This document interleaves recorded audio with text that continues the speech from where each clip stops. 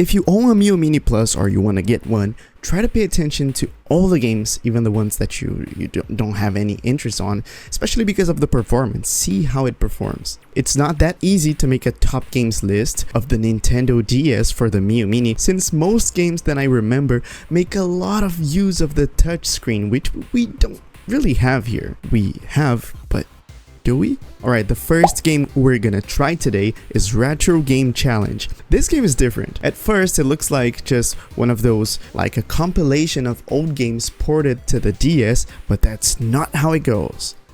Not exactly. So the very beginning of this game is ridiculous. It's really funny. Like basically it's the story of a guy that was really bad at multiplayer games, so he decided to like get inside a video game and only play retro games, and then he challenges us to beat him in everything. Oh, and it's only games from the 80s. Only games from the 80s. So there he is. He greets us and says that we're challenged to, you know, play games.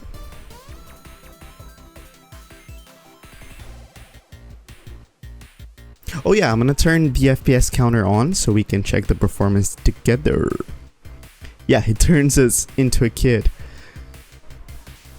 Also, yes, I'm not sure how to turn the FPS counter for the DS emulator, but here we can check the performance. So if it's 100% and the game is 30 FPS, we're having a full 30 FPS experience, same for 60.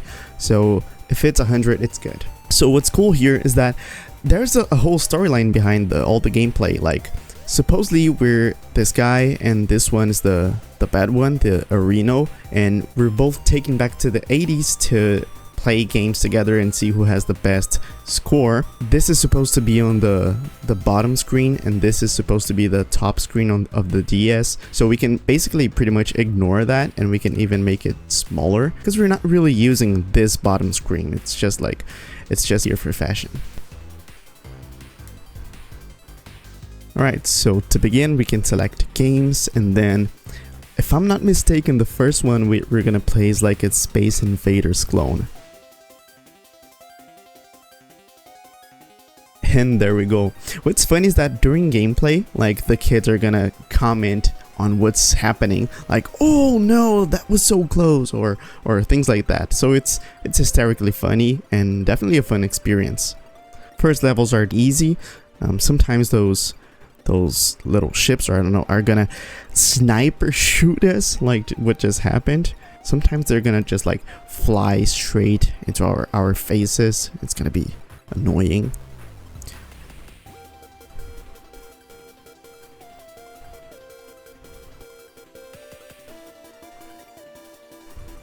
There is stage 2, so things are supposed to get difficult, more difficult. So basically they remade the most successful games from the 80s, and they just like put some things like I just got a power up, so they tried to upgrade the game as they could. And the boys are still watching the game like as if it was the 80s.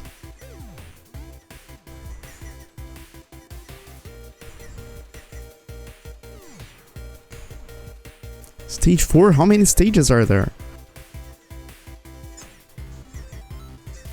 As we finish the first big level, they're gonna talk about it and the story goes on. So it's a pretty cool game. You should definitely check it out, especially if you're into retro gaming, but I guess you are since you're in my channel. Game number 2, this is Lunar Knights. Believe it or not, this is an action RPG game developed by Kojima Productions.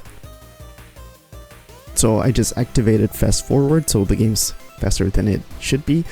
But in this game, we're this vampire hunter called Lucian, and also there's another guy, I think his name is Aaron, and basically we're gonna there we are.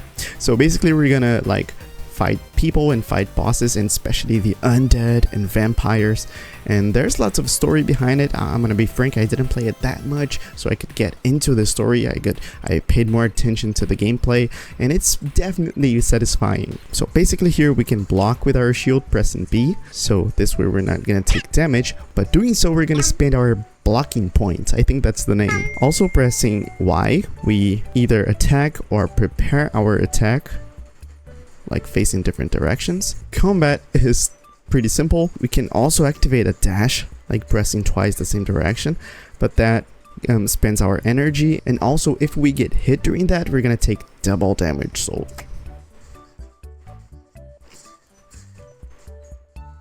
the gameplay is definitely satisfying and quite enjoyable to play. Like, don't mind my awful reflexes. I'm watching to my camera screen, so I'm having some delay to play. But yeah, as we go on, we're gonna unlock some new powers, and also the second guy, whose name is Aaron, and he's a shooter, so gameplay gets completely different.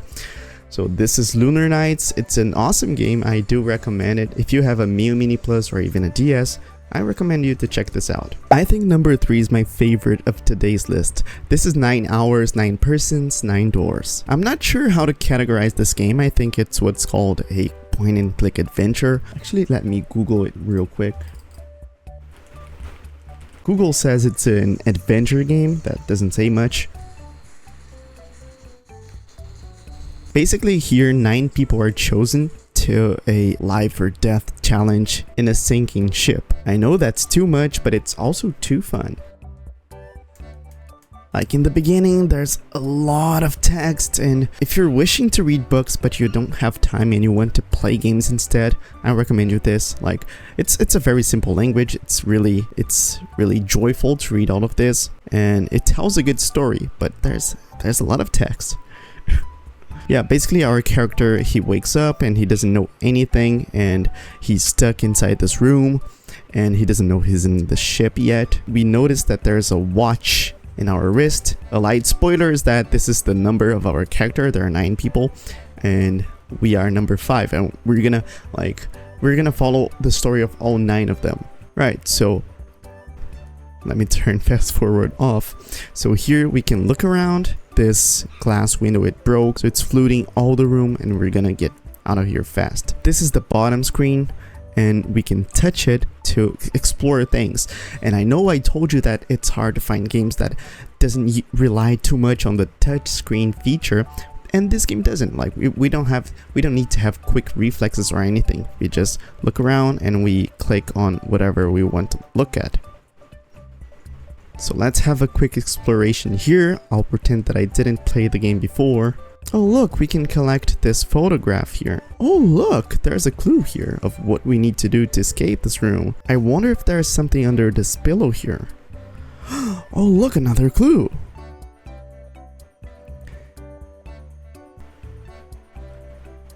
Yeah, so this is the game. We're gonna get more into the story and solve some puzzles. This is pretty much escape room, at least in the beginning. It's a really cool game and you should check it out. Number 4, this is Metroid Prime Pinball. A pinball game, I know, but I wanted to test out how we could play a game that used both screens and don't have much complex controls.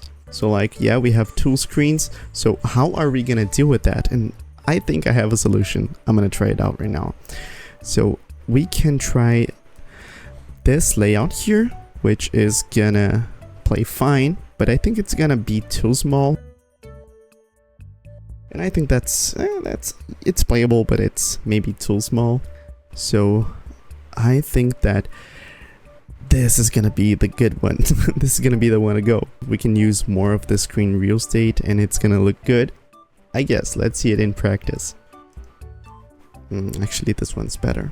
So we can play it like this.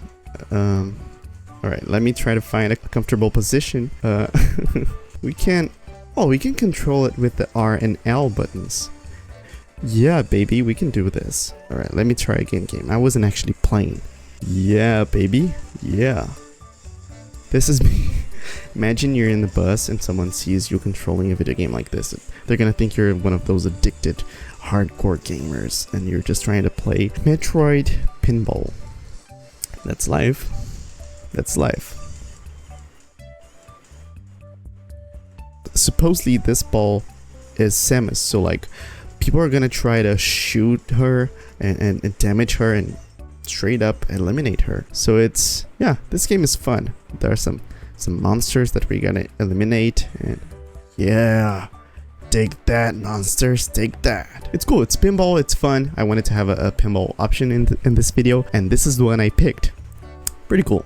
Number 5 is Super Princess Peach 2005. Let me get the layout to the way it was before. Here we are, boys. Basically, this game, you're playing as Princess Peach and you gotta rescue Mario and Luigi. This is a bit different from regular Mario gameplay, and we're gonna check that out together. But like here, we can pretty much jump pressing A. We can do a regular attack pressing B or Y. Both of them just attack. And X, we can do a little shovel move like this.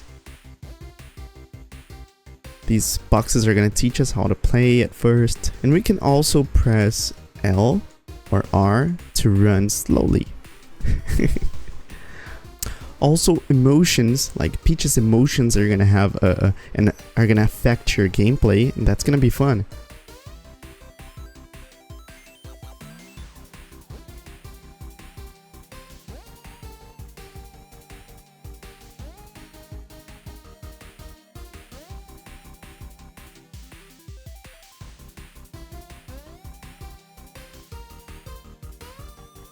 So as the box said here, touching the hearts are gonna change Peach's emotions. So touching like the gloom heart, we're gonna make her cry, and that's gonna give us a superpower.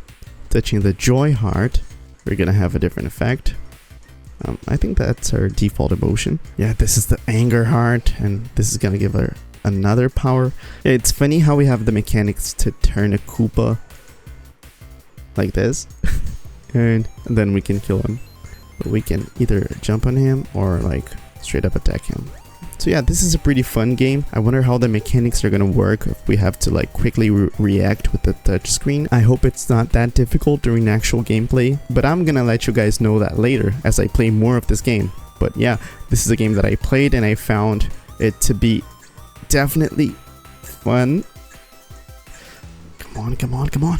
No, let me get this going. Alright, I tried. Thank you guys so much for watching this video. I hope you all liked it and found some games that you actually want to play in your Miyoo Mini Plus or your DS. Subscribe if you want more. And like the video and comment something. I'm watching you.